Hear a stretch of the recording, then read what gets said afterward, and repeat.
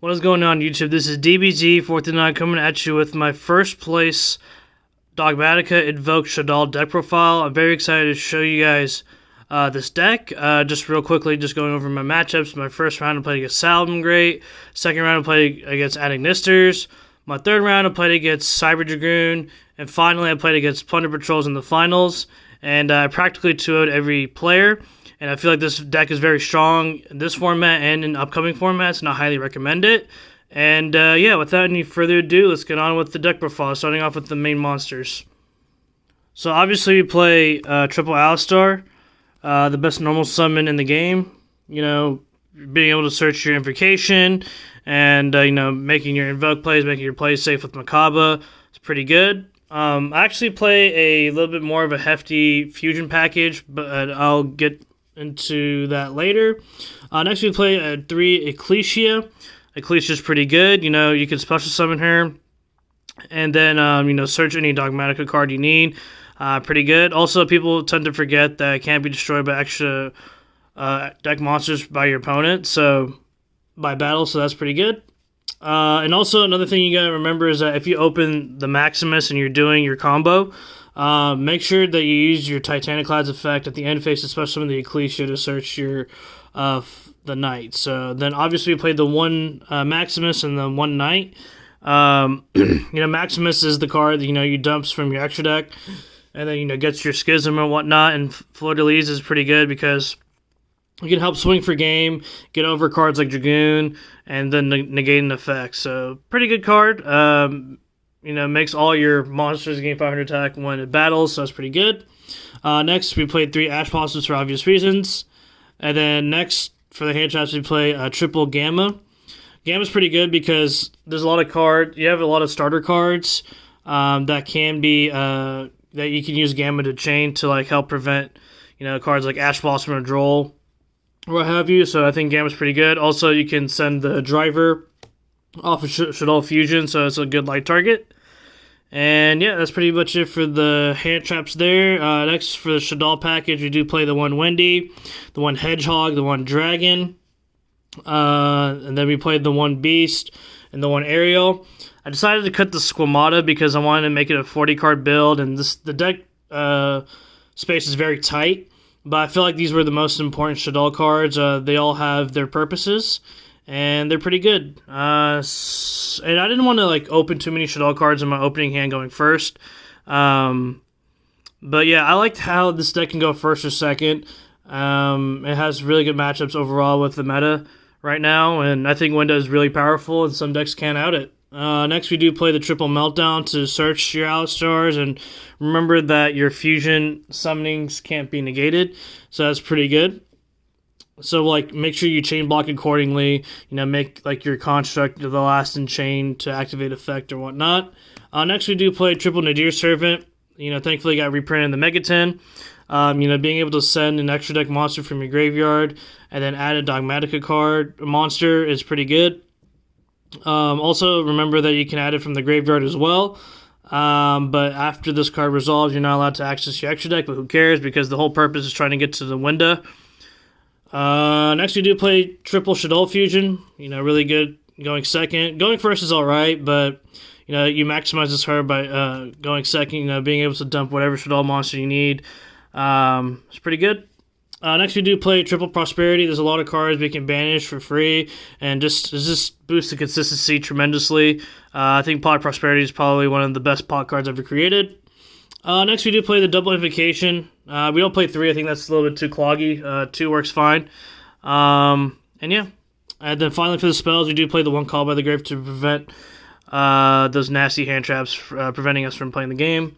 For more hand traps, we do play triple Imperm. I feel like it's one of the better hand traps right now. And finally, for the traps, we do play the one Schism, you know, to get out your Construct, Apkallone, or Winda, and to being able to send a monster. Also, you know, depending on the attribute you summon, is pretty useful. Gets rid of cards like Dragoon, and then Punishment's pretty good. You know, we have plenty of targets to send off a Punishment. Just remember that you're locked into your extra deck for the next turn. So, yeah, this is a 40-card build. Notable cards I didn't play were like Terraforming, and then like other cards. Like, you could easily play Tactics, Crossouts, and whatnot, but I just wanted to maximize the Shaddoll Dogmatika engine as much as possible, you know. And yeah, moving forward, we're going on with the extra deck. This is a little different than standard, so be prepared for that. Playing Naelshaddoll Apkallone, being able to negate one face-up card in the field is pretty nutty. And then, you know, when you send it to your graveyard, you can add a Shaddoll card and then discard a card. So, like, you can really plus off of that, you know, using Maximus, you know, searching Schism and whatnot. Next, we played the one Winda, the one Construct. Yeah, I know some people, like, play more of these copies, but I just felt that one of each was good enough. And it, you know, being able to summon the Winda turn 1 is pretty good. Construct, you know, dumping whatever you need. And then getting over problematic monsters is pretty good. And then to recur stuff from the graveyard, excellent card. The one Titaniklad, you know, to search whatever Dogmatika monster you need.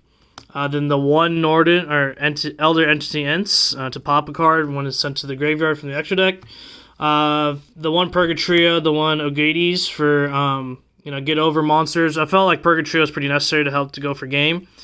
And then this card can, you know, help destroy monsters and get really beefy to get over problematic cards. So overall, pretty good fusion monsters. Next, we do play a double Mechaba. You know, Mechaba's Mechaba, Omni Negate, pretty good. Next, we do play the one Omega and then the one Wind Pegasus. Omega is there for the PSY-Frame Gamma package, and the Wind Pegasus Ignister is a really good card to send off a Maximus or even Punishment.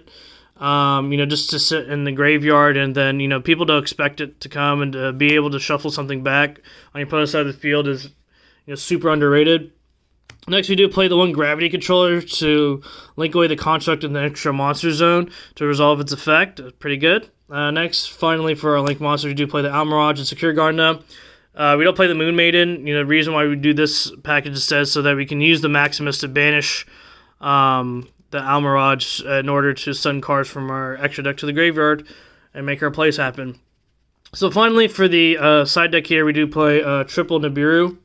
I think Nibiru is pretty good right now. It could be even main worthy, but I didn't have enough space in my main deck, so I decided to side it. Pretty good. Next, we do play the triple Droll and Lockbird. I feel that a lot of decks now these days like to add cards, especially Drytron, so being able to prevent your opponent from adding cards from their deck to their hand is pretty neat. Next, we do play a triple Droplet. This card's pretty good, you know, going first or second. We have a lot of, you know, miscellaneous cards, like Meltdown, and maybe like even a face-up Schism, you know, Ecclesia. There's a lot of cards like on your side of the field that you can easily send away with droplets to, you know, prevent negations. You know, Appaloosa, Dragoon, Zeus, all those cards like really hurt this deck. So being able to prevent them from activating their effects without them responding is pretty good. Next, we do play triple Cosmic Cyclone to get rid of problematic back row. Also can go first or second, and, you know, permanently, you know, gets rid of the card. And finally, we do play triple Evenly Match. I think Evenly Match right now is like really good.